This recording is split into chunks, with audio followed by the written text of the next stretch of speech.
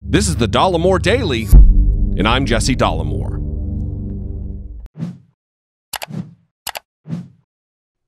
Well, breaking news. This just in. It looks like Donald Trump is right about something.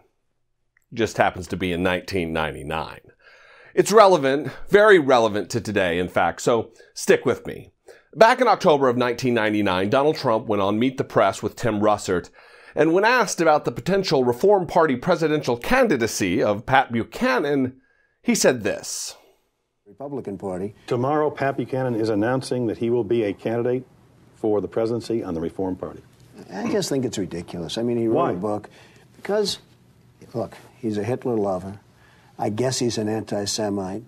He doesn't like the blacks. He doesn't like the gays. It's just incredible that anybody could embrace this guy. And maybe he'll get 4 or 5% of the vote, and it'll be a really staunch, right, wacko vote.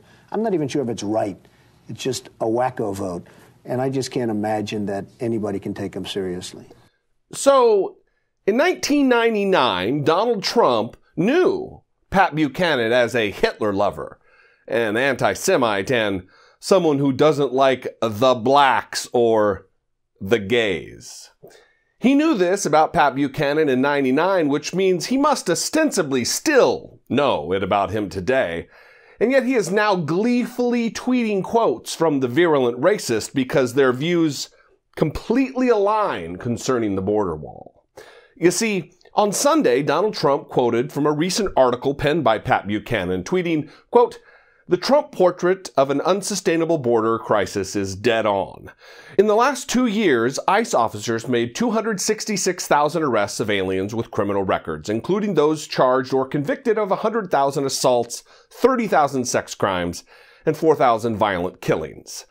America's southern border is eventually going to be militarized and defended, or the United States as we have known it is going to cease to exist. And Americans will not go gentle into that good night. Patrick Buchanan," unquote. So the guy who Donald Trump calls a Hitler lover on national television is now a totally credible and quotable source. And for those of you who don't know maybe who Pat Buchanan is and just how vile and sinister his hate is, let me briefly bring you up to speed with only a few examples of what are really many, many examples. Pat Buchanan is certainly a proponent of Donald Trump's beliefs now. In fact, he's for years wanted to close our borders in an effort to protect white supremacy.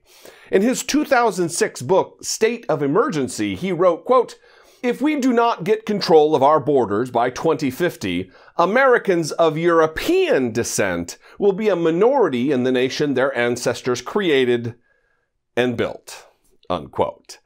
And in his most recent book, Suicide of a Superpower, Will America Survive to 2025, he blamed falling average test scores on people of color, writing, quote, "The decline in academic test scores here at home and in international competition is likely to continue as more and more of the children taking those tests will be African American and Hispanic," unquote.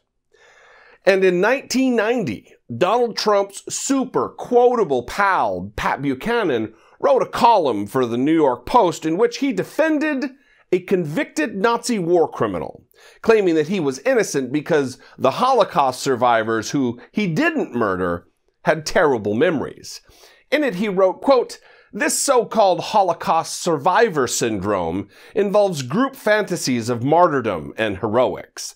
Reportedly, half of the 20,000 survivor testimonies in Yad Vashem Memorial in Jerusalem are considered unreliable, not to be used in trials." He went on to effectively deny the entire Holocaust, writing, quote, "The problem is diesel engines do not emit enough carbon monoxide to kill anybody," unquote. And knowing all of that, it shouldn't surprise you that he has referred to Adolf Hitler as, quote, "an individual of great courage," unquote. A, quote, "soldier's soldier," unquote. And a, quote, "great leader steeped in the history of Europe," unquote. So, hello, Republicans.